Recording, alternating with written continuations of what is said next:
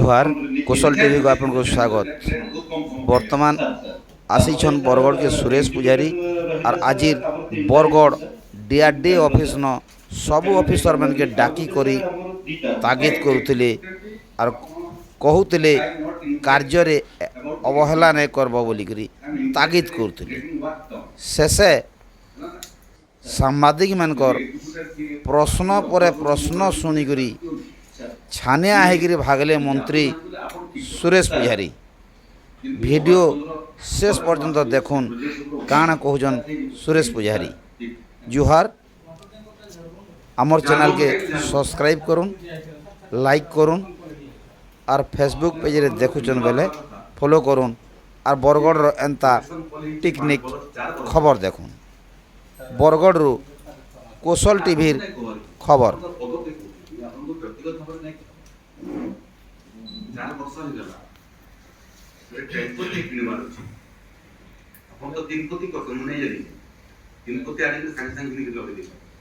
आपण इमर्जेन्सी सबरे केते काम करते जे रेनफॉल बहुत कम होई जा तो रेनफॉल कम खाली डाउट सिचुएशन हो आपरे तो आपण टेंडर कॉल करते प्रोसेस बुझु दु देखिए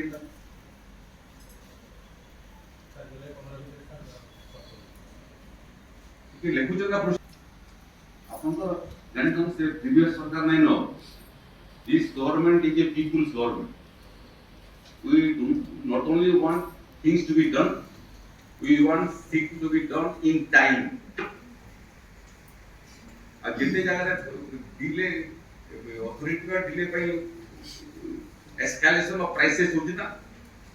पर अपन हिसाब करेंगे कि रिकवरी हो अपन को सैलरी में देरी करेंगे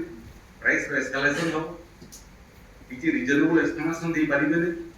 डिफरेंशियल अमाउंट सैलरी डिडक्शन दी से सरकार और नहीं इसको सब पोजीशन करू तो ये सरकार संगे ताल देखि चलेला ठीक है जी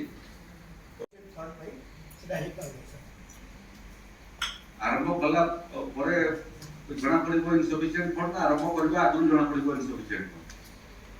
लक्ष्य करते असदा एही कारण फाउंडेशन जीवन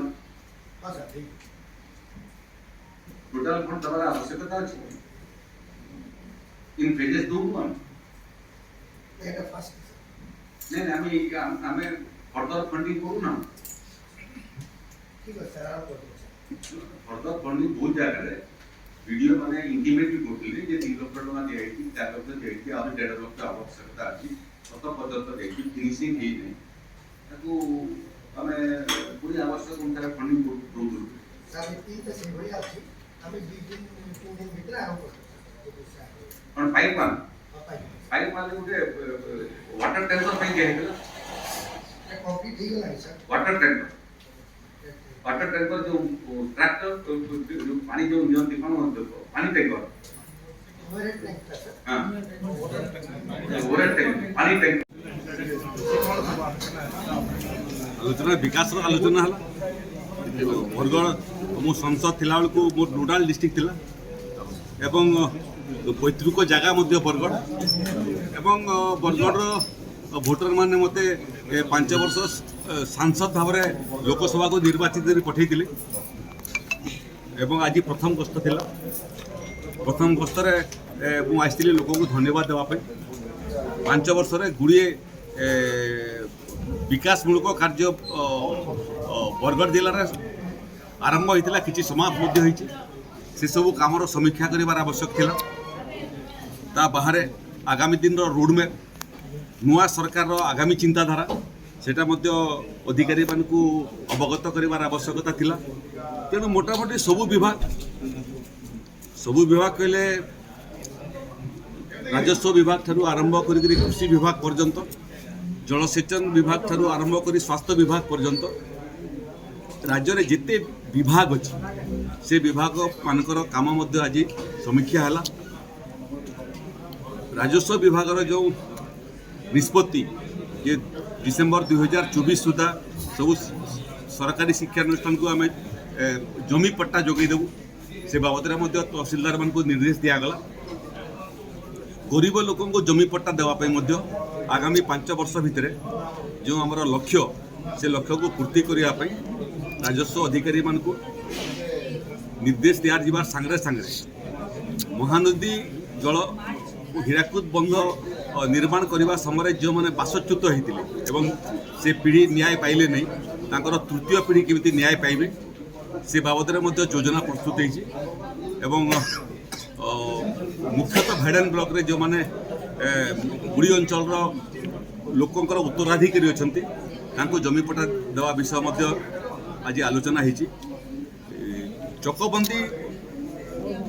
समस्या